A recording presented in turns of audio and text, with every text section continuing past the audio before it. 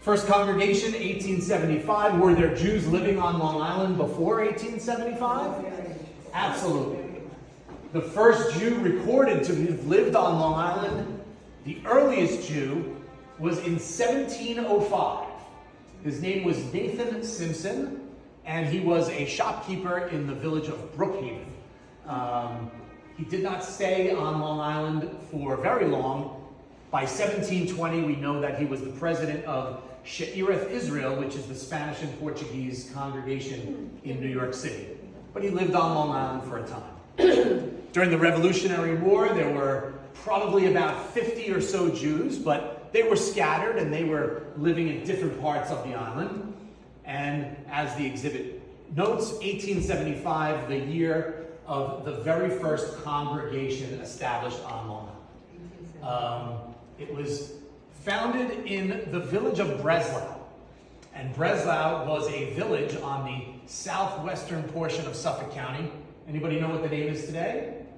Lindenhurst, very good. So this exhibit is designed chronologically, and it starts over here with the first period of 1875 to 1900. There were only 2 synagogues built on Long Island during this period, but a synagogue is not the only source of Jewish communal gathering. And one very important note, which is shown in a document as well as a map, is the Breslau Cemetery.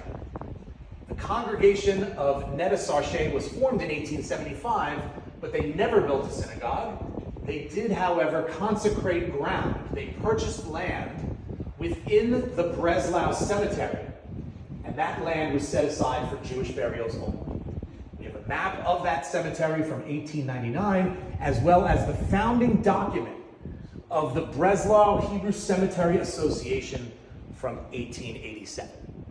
So, as you go through, you'll be able to read some of the details, but I'll give you a quick overview of some of the other notable things in the exhibit. Staying in this first era, 1875 to 1900, the very first synagogue built on Long Island was in Setauket, and that was built in 1897. We have 2 pretty significant items from that synagogue on loan from the Three Village Historical Society are these candle lamps. If you think about 1896, there was no electricity in the synagogue that was built. So they had gas lamps, but they also used candle lamps to read from the Siddur or read from the Torah. 2 of these candle lamps that were used in that synagogue from 1896 are on display here. As well as one of the families, the Golden family. They were early settlers. They worked in a rubber factory in Setauket, and this stained glass window is dedicated in memory of Isaac and Esther Golden. This window hung in the original synagogue in Setauket.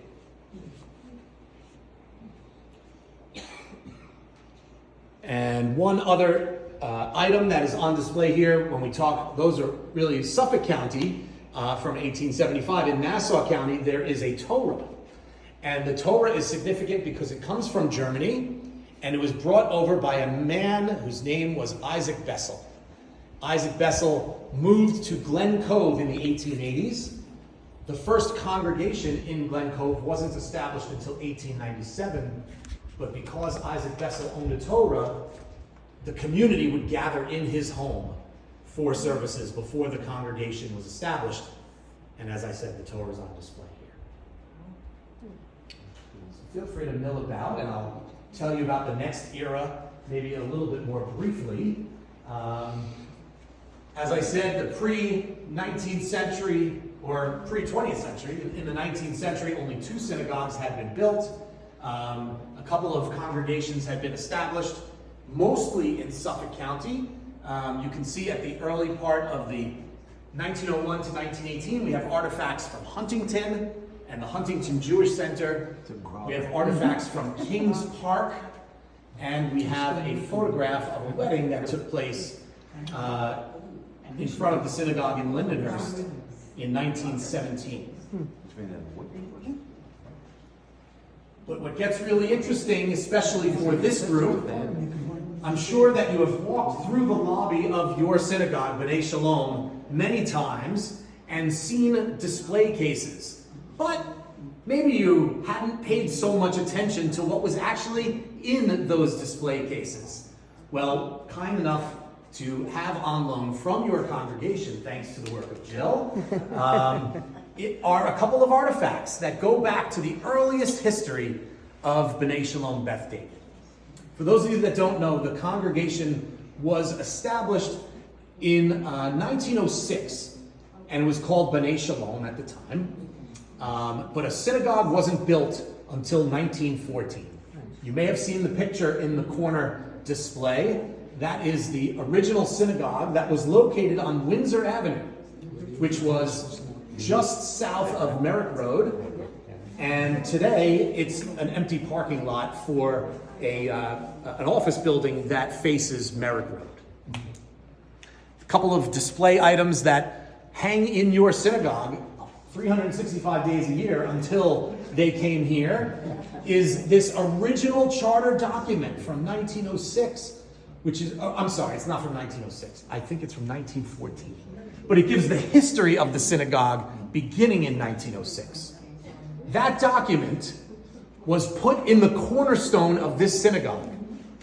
And when this synagogue was torn down in 1948, they retrieved that document from the cornerstone of the synagogue.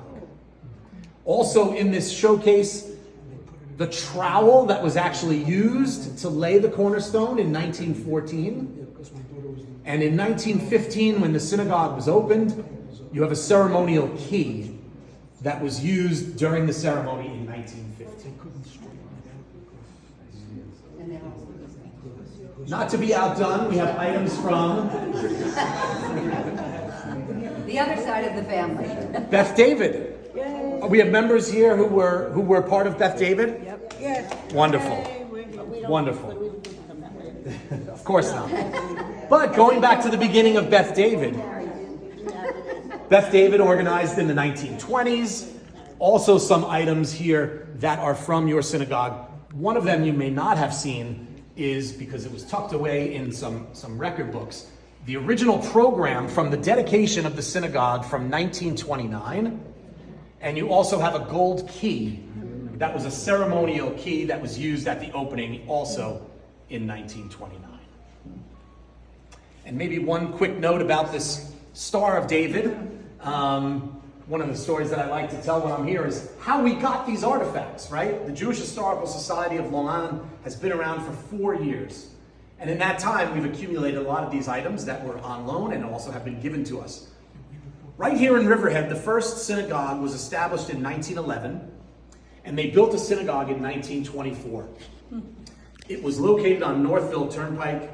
They used it for about 20 years, and then in the immediate aftermath of World War II, they built a second synagogue that the congregation still uses today.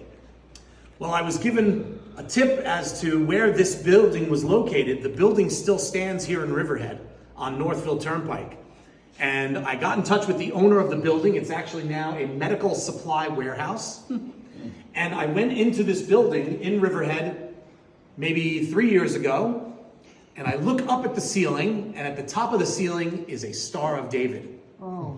The building hadn't been used as a synagogue since 1944. And this Star of David that you see here, this white painted Star of David, we believe dates to the beginning of the synagogue from 1924. The owner of the building was very generous and enabled us to remove the star and have it as part of our collection.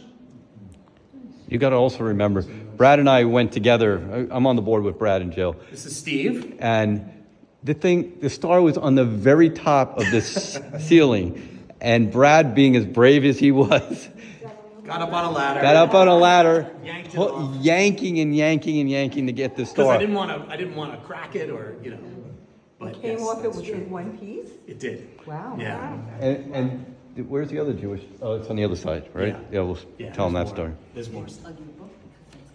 Oh, right. Yes. Thank you. So if you want to move around, it's a little bit tighter over here, but we're entering now the post-World War II era.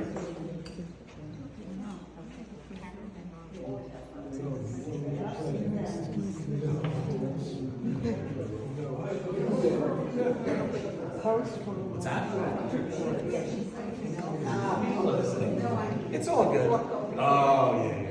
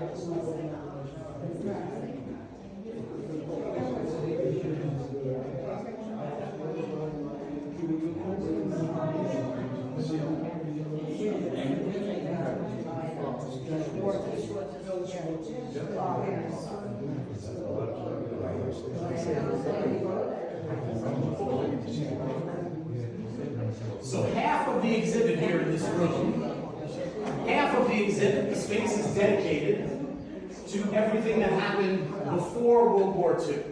And that's pretty significant because I think most people who know about Long Island and who know about Jewish history on Long Island thinks that Jews came to Long Island predominantly after World War II. Now, while that's very true, there is important Jewish history pre-World War II, which you have already seen.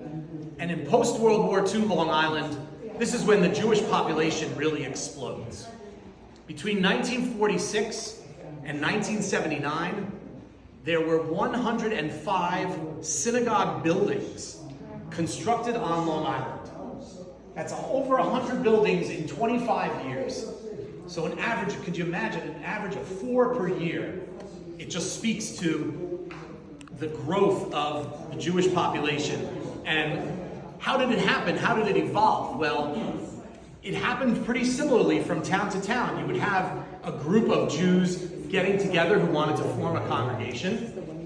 They would establish themselves and have meetings. They would then move on to purchasing land. The land would then be used to house a synagogue.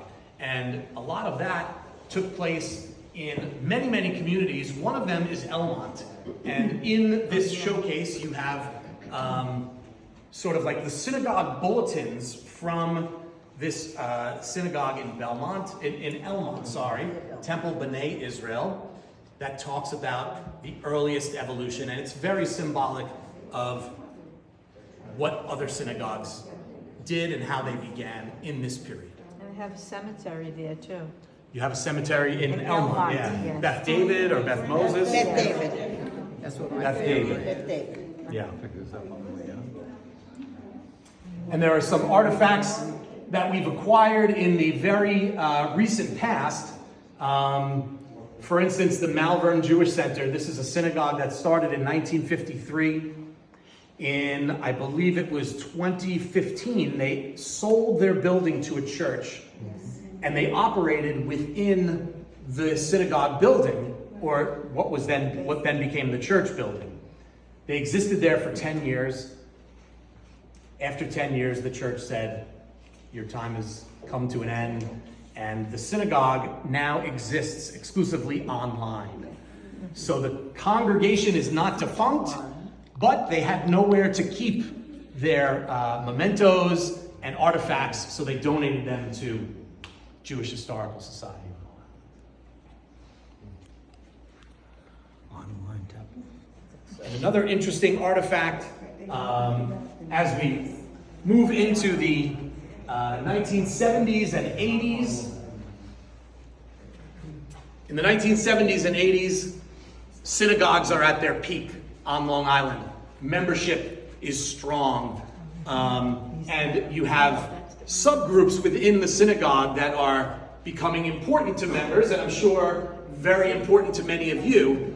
Sisterhood, men's club, Hebrew schools, and the like.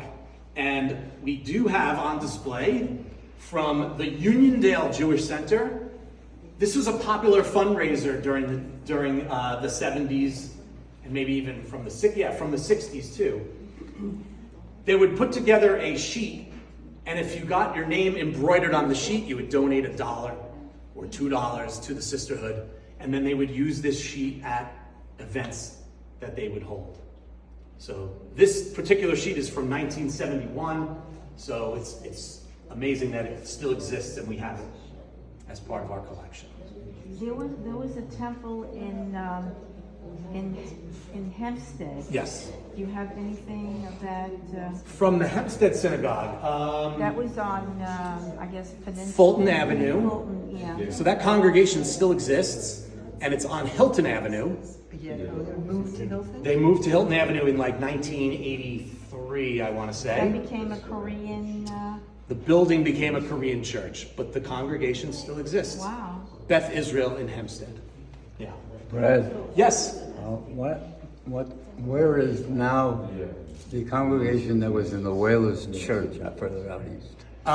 The Whalers Church. Was that the conservative synagogue in Bridgehampton, I think? Something like that. Yeah, they were there. It was a temporary Right. thing, and they've been moving around. I don't think that they have a permanent location, Okay. but it's a conservative synagogue. I think it's called the Conservative Synagogue of the Hamptons. It's a big white building, the church, if I remember. The correctly. church is, yeah. My memory. Yeah. So someone just told me last night. Yeah. Her friend is there. Her friend is.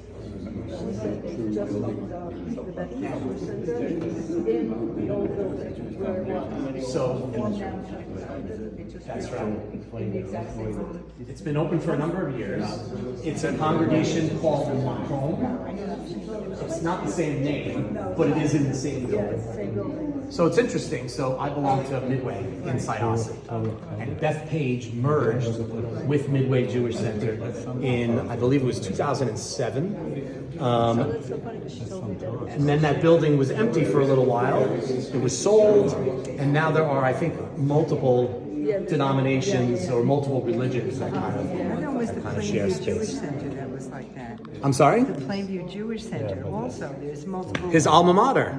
Where I was bar Well, mitzvah. me too. Oh yeah? Yeah, my father was one of the founders with it, and What's the last name? Baumgarten. Okay. And yeah, I remember that. And I went back about 2 years ago with my brother who lives in Seattle, and we drove by, and it was multiple. There's denominations in there. Yeah. No, in the Plainview Jewish Center? Yeah, the Plainview. It's still a synagogue. It's still. a synagogue, but there's also another group in there, like the World. They may rent it out. I'm not sure. Yeah. Yeah, it's possible. You know, there are a lot of things being done to keep funds coming into synagogues. We know. There's daycare centers. There's We know. Yeah. We know all about that. all that good stuff. Brad, do you know where this store is from? Of course, I do. Okay. It's from a synagogue in Great Neck. So as we move on to the final time period, 1991 to today. Unfortunately, what defines Long Island Judaism is the decline of synagogues and synagogue life for a lot of people. The conservative and the reform movements are in decline. Synagogues are closing. But what you do have is a resurgence of Orthodox Judaism. And that would be in the Five Towns area as well as in Great Neck. This particular Torah comes from Great Neck, from a synagogue, if I can see it on the board here, the exact name of the synagogue. Is it listed here? Kol Yisrael Achim is in Great Neck. And this Torah is a Sephardic Torah, a Torah from the Sephardic tradition where it is read vertically. And it is not placed down on the shulchan like we do in Ashkenazi synagogues. Why is there looks like a woman's scarf? Yeah, it's part of the decor of the Torah that they keep that scarf on, as well as these finials. It's just part of the dress of the Torah.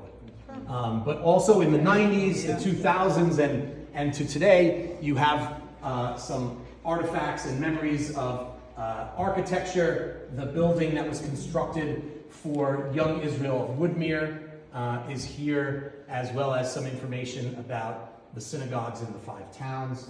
A couple of items, interspersed here from the different eras, but There is a lot to see, so take your time. And one other thing that I would encourage you to do, I think Jill has encouraged you already, but on the other side of this wall, there is a video booth that you can go in. It has a touch screen that you can enter your information and record your own personal Jewish legacy to be kept on file by the Jewish Historical Society of Long Island. So if you're interested in participating in that, feel free to step into the booth at any time, as long as somebody else is not using it, and record your history. Bernie's gonna sing. There's a little proprietary note. Okay.